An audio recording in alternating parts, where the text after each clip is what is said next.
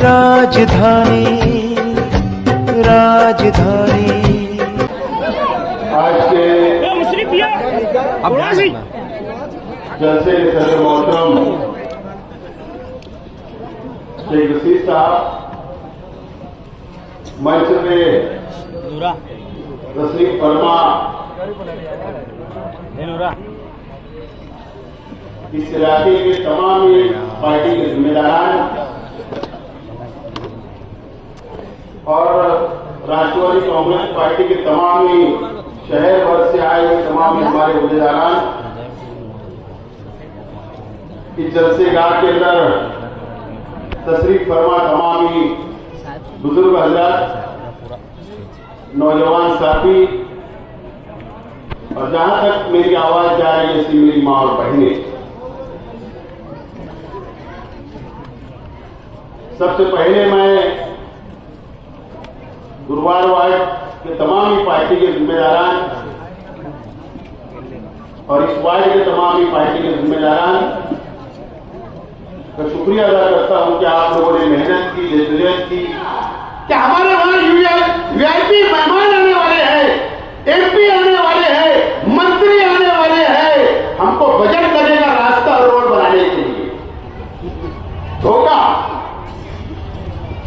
Corporation को भी धोखा दिया गया और कारपोरेशन से बजट हासिल किया गया और कारपोरेशन के पैसे से रोड और गटर बनाकर अपना धंधा व्यापार करने के लिए इस्तेमाल किया गया। जब मैंने इंजीनियर को फोन किया, इंजीनियर को बोला कि तेरे को मैं घर भेज दूंगा, तो उसने वो पीसी लेकर जो एस्टीमेट बनाया था वो कहां गायब हो गई, पता ही नहीं चल रहा। इस तरीके का धोखा इस शहर के आवाम को देने का काम चल रहा है। यह मजहबी मामला है, मिली मामला है कब्रिस्तान का। मैं खुद जमीयतुल उलमा के सदर मुफ्ती मोहम्मद इस्माइल साहब के पास गया हमारे साथियों के साथ, मैं खुद सुलेमानी जमीयत के पास गया, मैं खुद और इंडिया सुन्नी जमीयतुल उलमा के पास गया, अहले हदीस जमात के पास गया, कुल जमाती तंजीम के पास गया, तमाम ही दीनी मसलक के अलग अलग मसलक के तंजीमों के पास में गया। बहुत अफसोस के साथ बोलना पड़ रहा है, माफ करना कि कोई भी दीनी तंजीमों ने एक लेटर भी नहीं दिया, आवाज भी नहीं उठाई। मुफ्ती साहब, मैं आपको एमएलए की हैसियत से नहीं बोल रहा हूं, मैं आपको, आप जमीयतुल उलमा के सदर हो और तमाम ही दीनी तंजीमों को मैं कहना चाहता हूं। और मुफ्ती साहब, आप चंद वोटों के लिए क्या आपके लोगों का नुकसान होगा? अब सवाल यह पैदा होता है कि मुफ्ती साहब क्या आपको भी हिस्सा मिलने वाला था? आपकी जिम्मेदारी थी, जमीयतुल उलमा की जिम्मेदारी थी, तमाम ही दीनी तंजीमों की जिम्मेदारी थी कि एक एक लेटर कमिश्नर को पहुंचाते, लेकिन आप लोगों ने ऐसी आवाज नहीं उठाई। मैं वापस आपसे अपील करता हूं कि आज भी वक्त है कि कारपोरेशन के पास, कमिश्नर के पास जाकर वहां कब्रिस्तान बनना चाहिए, आपको वहां पर डिमांड करना चाहिए। आज भी मैं आपसे अपील करता हूं, आपको में कोई बात मुझे सियासी नहीं कहना है, और अगर आप नहीं करेंगे तो ये शायद आपसे आने वाले दिनों के अंदर यहां के मुसलमान, इनको आपको जवाब देना पड़ेगा कि आपने क्यों लेटर नहीं किया, क्यों कब्रिस्तान नहीं बचाया, यह आपको जवाब देना पड़ेगा। और अगर आपने नहीं किया तो अल्लाह का करम है कि राष्ट्रवादी कांग्रेस पार्टी के वर्करों के अंदर, लीडरों के अंदर इतनी ताकत है कि हम हमारे बलबूते पर लड़कर कानूनी तौर पर वो जमीन को हासिल करके एक नया कब्रिस्तान इस शहर में देने की बात करेंगे। इंशाअल्लाह खिला के रहेगी। इंक्वायरी आ गई, एडिशनल कलेक्टर ने आज मैं गया था उनसे मिलने, लेटर निकाल कमिश्नर को कि वहां का अतिक्रमण साफ करो, जमीन का कब्जा लो, जमीन मालिक को पैसा दो और नया कब्रिस्तान बनाओ। पुलिस को भी उन्होंने लेटर दिया, कमिश्नर को भी लेटर दिया है। तो मैं मेहरबानी करके बोलना चाहता हूं कि वो जमीन आप मत खरीदिए। अगर आपने खरीदा, कौन सा खरीदा, मकान भी बना दिया तो आपका सीसीबी लगाकर वो मकान को उड़ान दिया जाएगा, उखाड़ दिया जाएगा। यह कानून बोल रहा हूं, शेख हासिम नहीं बोल रहा। कुछ लोग माइती अधिकार लगा के शेख रशीद परिवार के ऊपर कितने केसेस है, पूरी खुली किताब है, शेख रशीद साहब बोलेंगे। बोले हम दिल्ली जाएंगे,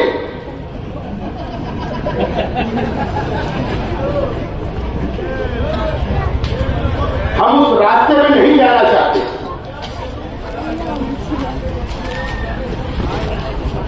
पड़गा के अंदर कौन फरार है? थाना जिले के पड़गा, भिवंडी के पास जो पड़गा गांव है, वहां के पुलिस स्टेशन से कौन फरार है? क्या हमको नहीं मालूम है? क्या पालघर के पुलिस स्टेशन से कौन फरार है? क्या हमको नहीं मालूम है? वहां का सागर पाटिल क्या तुमको नहीं ढूंढ रहा? कि ये हमको नहीं मालूम है? पुणे डिस्ट्रिक्ट के चाकन, शहर के चाकन पुलिस स्टेशन के अंदर किसकी गाड़ी जमा है और कौन फरार है कि हमको नहीं पता है। सब मालूमात रखता हूं।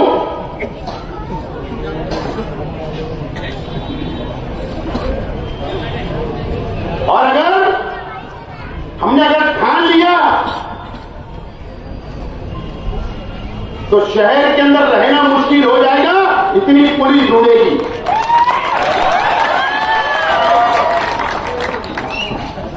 अब वहां चोरी का केस बना है, जानवर चोरी का, या और कौन सा केस बना है ये मुझे नहीं पता, लेकिन कंफर्म बोल रहा हूं, मीडिया वाले जाकर आप भी मालूमात दे लो कौन फरार है। सब मालूमात रखता हूं। दिल्ली ना, हम दिल्ली से डरते और ना महाराष्ट्र की हुकूमत से डरते।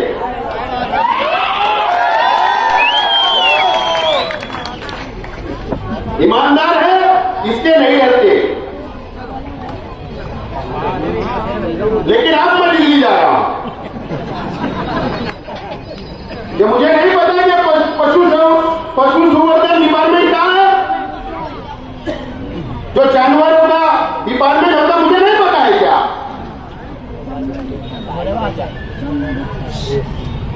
समझ जाओ, इशारे में बोल रहा हूं। अभी जब दिल्ली जाके आऊंगा जब बताऊंगा। बहुत मटेरियल है, बाकी शेख रशीद साहब बोलेंगे। लेकिन मैं शहर की पुलिस डिपार्टमेंट से बोलना चाहता हूं, अपील करना चाहता हूं कि किला हद्दी के अंदर आप सख्त ऑफिसर दो। ये हीरापुरा के इलाके के अंदर नदी के किनारे सर्वे नंबर 116 ओपन स्पेस किसने बेचा? नदी पात्र किसने बेचा? इलीगल स्लैटरिंग का जमीन के ऊपर कब्जा किसका है? वहां क्यों चलती? कौन से ओपन स्पेस बेच के खाए गए? नदी के अंदर किसका जुआर और सट्टा चलता? अगर पुलिस डिपार्टमेंट ने ध्यान नहीं दिया तो बाहर मजबूरी हम लोगों को भी सरकार के पास जाकर तमाम नोट कराना पड़ेगा, कंप्लेंट देना पड़ेगा। गरीबों को फंसाया जो करेगा, ये शहर के अंदर गरीबों को लूटने का काम जो करेगा, हम कभी भी बर्दाश्त नहीं करेंगे।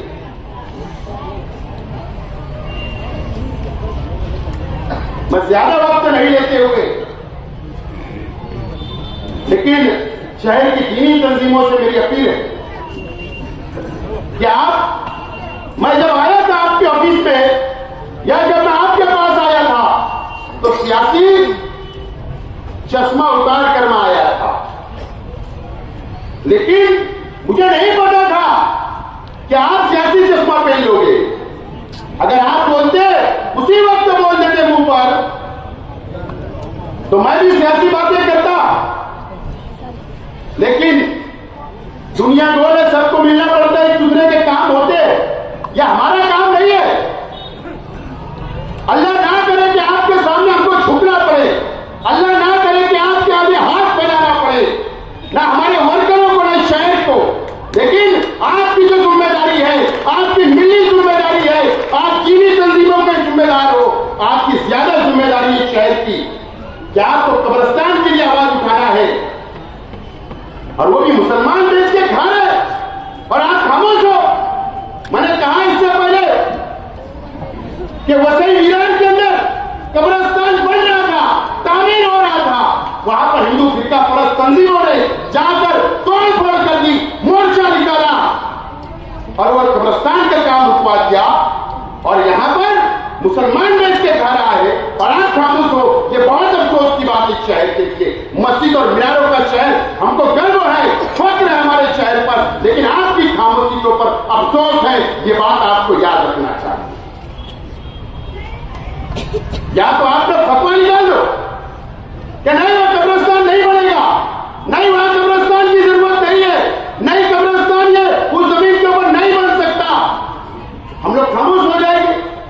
या आप ये ऐलान कर दो कि भाई ये तहरीक राष्ट्रवादी ने नहीं चलाना, शेख परिवार ने नहीं चलाना, हम उसके लिए भी तैयार हैं कि अब ये तहरीक आप चलाओ, लेकिन कब्रिस्तान बनना चाहिए, और इसके लिए हम लोगों को जो करना पड़ेगा हम लोग कर गुजरेंगे। मैं कारपोरेशन के कमिश्नर साहब से कहना चाहूंगा, कारपोरेशन के कमिश्नर साहब से, क्या गेंद आपके पाले में आ चुकी है, गवर्नमेंट ने, कलेक्टर साहब ने, पुलिस डिपार्टमेंट ने गेंद आपके पाले में डाल दी। अब आपको जमीन मालक को बुलाना है जिनके नाम पर 7/12 है, खरीदी करना है, सौदा करना है, उनको पैसा देना है और वहां का अतिक्रमण निकालना है। और अगर कमिश्नर साहब ने अगर ऐसा नहीं किया, कारपोरेशन ने ऐसा नहीं की, तो फिर दीनी काम है, सवाब मिलेगा, और रमजान लग रहा है, 170 है, तो एक आध दो रोजा हम कारपोरेशन में भी खोल सकते,